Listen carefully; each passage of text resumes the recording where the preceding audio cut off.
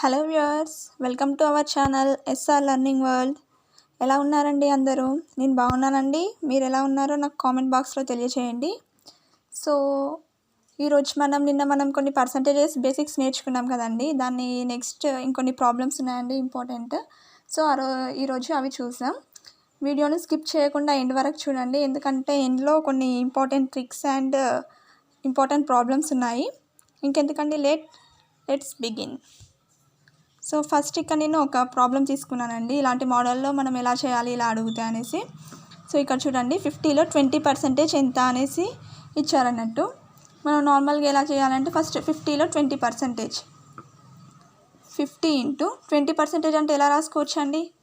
20/100. Percentage తీసేస్తే కింద హారంలో 100 వస్తుంది. సో 2 zeros క్యాన్సిల్ చేస్తే 10 వస్తుంది. అంటే 50లో 20% అంటే 10 అన్నట్టు. నార్మల్గా దీన్ని ఇంకా ఎలా క్యాలిక్యులేట్ చేయాలి అని అంటే ఈజీ వేలో 50లో 20% ఇక్కడ అడిగారు. మనం ఏం చేస్తామంటే 50లో 10% ఎంత అనేసి తీసుకుందాం. 50లో 10% ఎంత అండి? 5. ఓకే, ఇంకొకటి తీసుకుందామండి. 55లో 10% ఎంత అండి? 5.5 వచ్చిందండి. ఇక్కడ 0 ఇటు వస్తే 5.5. ఒకసారి మీరు గమనించినట్టయితే 50లో 10% 5, 55లో 10% 5.5 వచ్చిందండి. ఇక్కడ డిఫరెన్స్ చూస్తే మనకు ఒక పాయింట్ డెసిమల్ అనేది రైట్ సైడ్ నుంచి వెళ్ళి లెఫ్ట్ సైడ్కి ఒక పాయింట్ డెసిమల్ వచ్చిందండి.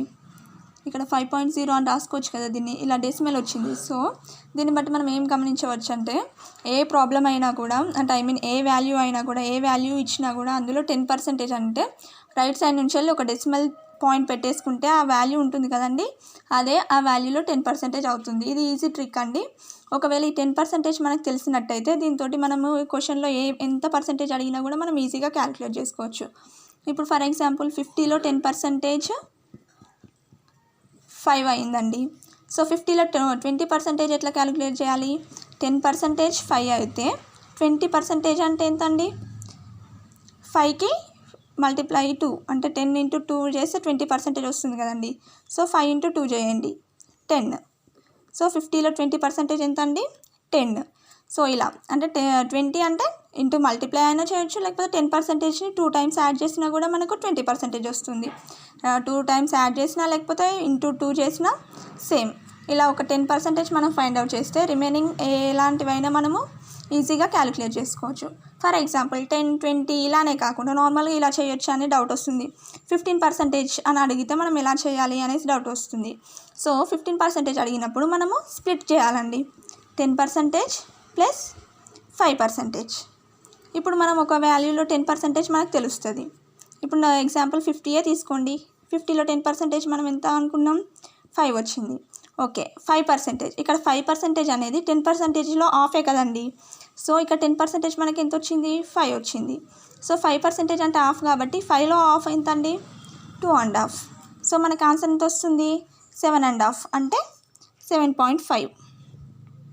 ఇలా క్యాలిక్యులేట్ చేసుకోవాలి. ఇలా స్ప్లిట్ అండ్ యాడ్ మెథడ్లో చేస్తే మనకు ఈజీగా క్యాలిక్యులేట్ చేయొచ్చు. చిన్న నెంబర్స్ అంటే డైరెక్ట్ చేసేయచ్చు అండి. ఒకవేళ కొంచెం లార్జ్ నెంబర్స్ ఇట్లా మనకి ఎగ్జామ్లో ఇచ్చినట్లయితే మనం ఈ మెథడ్ ఫాలో అవుతే మనకి ఈజీ ఉంటుంది. ఫస్ట్ కొన్ని ప్రాబ్లమ్స్కి మనం ప్రాక్టీస్ చేసామనుకోండి, తర్వాత మనకు ఈజీ అవుతుందండి. సో ఒకవేళ ఇప్పుడు 15 అంటే ఇలా నార్మల్గా ఎక్కువ పర్సెంటేజ్, ఒకవేళ 60% అనేసి ఇచ్చారనుకోండి, 60% ఇస్తే ఇప్పుడు ఇందులో ఎన్ని 10% అవుతాయి? 10% అట్లా 60 వరకు చేయొచ్చు. సో అలా 10% అని 6 టైమ్స్ చేయాలి, లేకపోతే 10% ఇంటూ 6 ఈ విధంగానైనా చేయొచ్చు. కాకపోతే అంతేకాని ఇందులో ఒక నెంబర్లో 50% చేసి మళ్ళీ 10% యాడ్ చేయడానికి అయితే వీలు ఉండదండి. ఎందుకంటే ఇలా చేస్తే ఆన్సర్ టాలీ అవ్వదు. ఓన్లీ మనం 10%ని బేస్ చేసుకొని చేయాలి. ఇలా ఒకటి 50% చేసి మళ్ళీ ఇంకొకటి 10% ఇలా యాడ్ చేస్తామని అంటే అట్లా రాదు, ఆన్సర్ రాదు. ఓన్లీ 10%. రిమైనింగ్ 10 ఎన్ని 10% వస్తాయి? 60లో 6 వస్తాయండి. ఇక్కడ 15 కాబట్టి ఒకటే 10% వచ్చింది. Remaining value 5%. ఇలా స్ప్లిట్ చేయొచ్చు. ఒకవేళ 20 ఇచ్చారనుకోండి, 10 ప్లస్ 10 ఈ విధంగా చేయొచ్చు. ఓకే అండి. ఈ ప్రాబ్లము ఒకవేళ నార్మల్గా చేయాలనుకుంటే, నార్మల్గా 56లో 30% ఎంత? ఇలా ఇస్తే నార్మల్ మన బేసిక్స్లో 56 × 30/100 100 0 0. సో ఇక్కడ 56ను 3 తోటి మల్టిప్లై చేయండి, 168 వస్తుంది. సో బై 10 వేస్తే 16.8 అవుతుందండి. ఒకవేళ నార్మల్గా ఇప్పుడు 10% మెథడ్లో చేయాలంటే 56లో 10% అంటే మనం క్యాలిక్యులేట్ చేసాం కదండి, ఒక డెసిమల్ రైట్ సైడ్ నుంచి వస్తుంది 5.6. సో అలా 10%కి 5.6 అయితే 30%కి ఎట్లా ఎంత అండి, 5.6 ఇంటూ 3 10 ఇంటూ 3 30% కదండి. సో ఇక్కడ మనం ఇంటూ 3 చేస్తున్నాం అన్నట్టు. సో ఇవి క్యాలిక్యులేట్ చేయండి. చిన్నవాడైతే ఇక్కడ చిన్న నెంబర్ ఇచ్చారు కాబట్టి మనకు క్యాలిక్యులేషన్ సింపుల్గా ఉంటుంది. సో అందుకే ఇలా చేయడం కొంచెం ఈజీ, ప్రాక్టీస్ చేస్తే చాలా ఈజీ అండి. వేరే ప్రాబ్లమ్స్ కూడా చాలా హెల్ప్ఫుల్ అవుతుంది. ఫస్ట్ టైం కాబట్టి కొంచెం ఇలా చేయాలా, ఇండివిజువల్గా చేసి యాడ్ చేయాలా, ఇంత ప్రాసెస్ అనిపిస్తుంది. కానీ వన్స్ ఒక 2-3 ప్రాబ్లమ్స్ అనేటివి మనము ప్రాక్టీస్ చేసామనుకోండి, ఇదే ఈజీ అవుతుంది. అంత మనం మైండ్లోనే క్యాలిక్యులేట్ చేసుకోవచ్చు అండి ఈ మెథడ్లో అయితే. సో ఇంకా దీని మీద కొన్ని మనం ఎగ్జాంపుల్ ప్రాబ్లమ్స్ చూద్దామండి. ఇక్కడ చూడండి,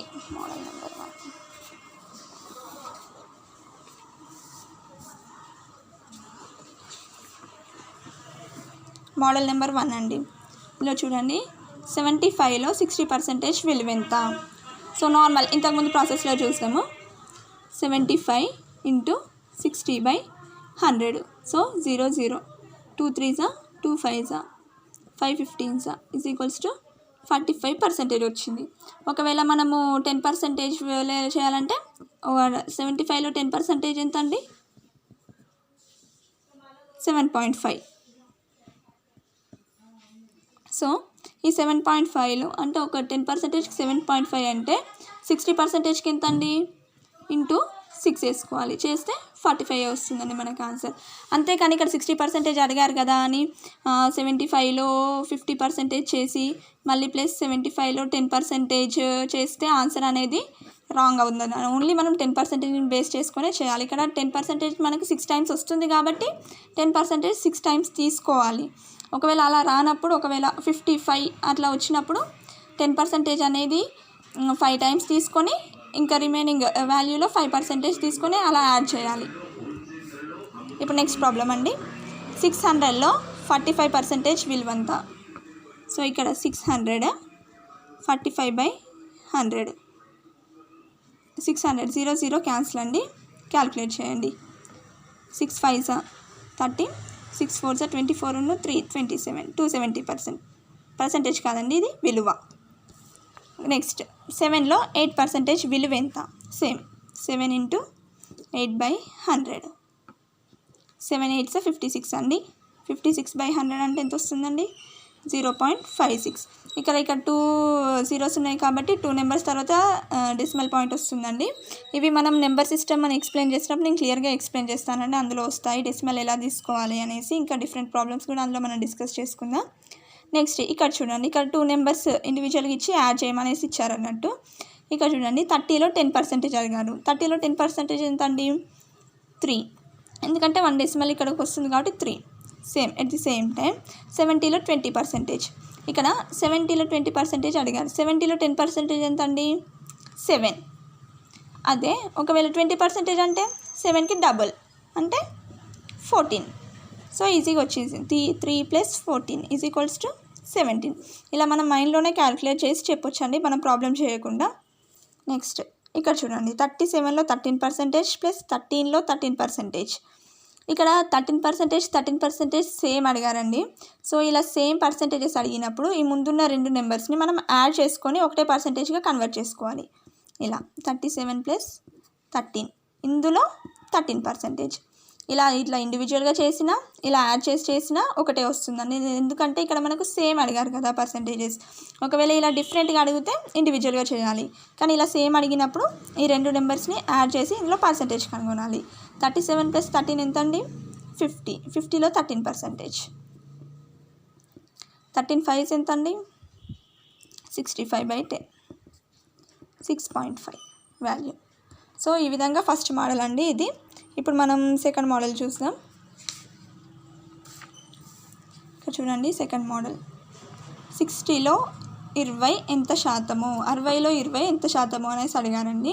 ఇలాంటి ప్రాబ్లమ్స్కి మనం ఏం చేయాలి అంటే లో అనేది ఇక్కడ వర్డ్ ఉంది కదండి, ఈ లో అనే దానికంటే ముందు ఏ నెంబర్ ఉందో అది హారంలో రాసుకోవాలి. ఇలా ప్రతి ఒక్కటి ఈ నెంబర్లో, ఏ అనే నెంబర్లో బి అనే నెంబర్ ఎంత శాతం అనేసి ఇలాంటి క్వశ్చన్స్ ఎవ్వ అడిగినా కూడా లో అనే పదం కంటే ముందున్న నెంబర్ ఉంటుంది కదా, దాన్ని హారంలో రాసుకోవాలి.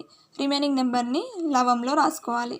ఇంటూ 100 ఎందుకు పెట్టుకోవాలి అని అంటే మనకు ఆన్సర్ మనకు శాతాలలో అడిగారు. అంటే శాతం అంటే ఎంతండి, 100తో గుణిస్తేనే కదా మనకు శాతం వస్తుంది. సో ఇంటూ 100 పెట్టుకోవాలి. సో 2 0 0 క్యాన్సిల్ అయితే 2 1s 2 3s. సో 100/3 ఏంటిదండి, 33 1/3% అండి. మనకి ఇక్కడ నార్మల్ కంపల్సరీ పర్సెంటేజ్ సింబల్ పెట్టుకోవాలి. ఇక్కడ నేను డైరెక్ట్ 33 1/3% ఎందుకు వేసానంటే ఇక్కడ 100/3 మనకి ఎంత వస్తుందండి, ఇదే 1/3. ఇక్కడ దీనికి 1/3 ఇంటూ 100 మనం ముందు క్లాస్లో చూస్తే అర్థమైపోతుంది. అందుకే నేను డైరెక్ట్ వేసేస్తాను. కొన్ని నేను గుర్తుపెట్టుకోమని చెప్పాను కదండి, ఇలాంటివి మనకి ఇంకో ప్రాబ్లంలో కూడా వస్తాయి. దీన్ని క్యాన్సిల్ చేస్తే ఇదే వస్తుందండి. నెక్స్ట్ 80లో 64 ఎంత శాతము, సేమ్ ప్రాసెస్ అండి. 80 కింద వేసుకుందాం, 64 లవంలో వేసుకొని ఇంటూ 100 క్యాన్సిల్ చేయండి. 0 0 క్యాన్సిల్, 8 8s 64. సో 80%. ఇక్కడ పర్సెంటేజ్ అయితే మస్ట్ ఇంక్లూడ్ చేయాలి, ఎందుకంటే మనకు ఆన్సర్ శాతాలలో అడిగారు కాబట్టి.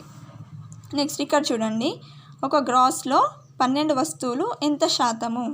సో ఈ ఆన్సర్ చేయాలంటే మనకు గ్రాస్ అంటే ఏంటిది అనేసి తెలియాలి. సో గ్రాస్ అంటే ఏంటిది అండి, ఇక్కడ ఒకసారి చూడండి. ఇవి చాలా ఇంపార్టెంట్ మెజర్మెంట్స్ అండి. మనకు ఎగ్జామ్లో ఇలాంటివి యూజ్ చేసుకొని అడుగుతారు. డైరెక్ట్ నెంబర్ ఇచ్చి నెంబర్లో పర్సెంటేజ్ అడిగారు, ఇలాంటివి యూజ్ చేసుకొని అడుగుతారు. ఇక్కడ 1 గ్రాస్ ఈజ్ ఈక్వల్స్ టు 12 డజన్లు అండి. డజన్ అంటే 12 వస్తువులు. 12 × 12 144 వస్తువులు అండి. అలాగే రీమ్ అంటే ఏం లేదండి, మనం ఇప్పుడు A4 సైజ్ షీట్స్ అయినా ఇట్లా బండిల్ తీసుకొస్తాం కదండి, అలాంటి బండిల్లో మ్యాక్సిమం ఎన్ని ఉంటాయి అంటే 480 అన్న 500 అని ఉంటాయండి. పేపర్స్ అయినా లేకపోతే రీమ్ అంటే వేరే మనం ఏం తీసుకొచ్చినా కూడా అందులో ఉండే వస్తువుల సంఖ్య. బ్యారల్ అని అంటే మనము లిక్విడ్ ఏమైనా ఉంటాయి కదండి, వాటర్ ఆర్ లిక్విడ్ పదార్థాలు, వాటిని మెజర్మెంట్ చేయడానికి లీటర్స్లో బ్యారల్లో యూజ్ చేస్తామండి. నెక్స్ట్ హెక్టార్, తర్వాత కిలోమీటర్, లీటర్, ఇక్కడ మెట్రిక్ టన్, బ్యారెల్, మళ్ళీ గ్యాలన్స్. ఇక్కడ గ్యాలన్స్ అంటే 3.7 అప్రాక్సిమేట్గా 4 లీటర్లు తీసుకుంటామండి. సో ఇక్కడ 1 గ్రాస్లో 12 వస్తువులు ఎంత శాతం అనేసి అడిగారు. ఇక్కడ గ్రాస్ అంటే 12 డజన్లు అండి. 1 గ్రాస్ ఈజ్ ఈక్వల్స్ టు 12 డజన్లు. డజన్ అంటే ఎంత అండి, 12. సో 12 × 12 144 అండి. సో ఇక్కడ 144 అనేటివి వస్తువులు అండి. మనం వస్తువులు ఎందుకు తీసుకుంటున్నామంటే మనకి ఇక్కడ వస్తువుల్లో అడిగారు.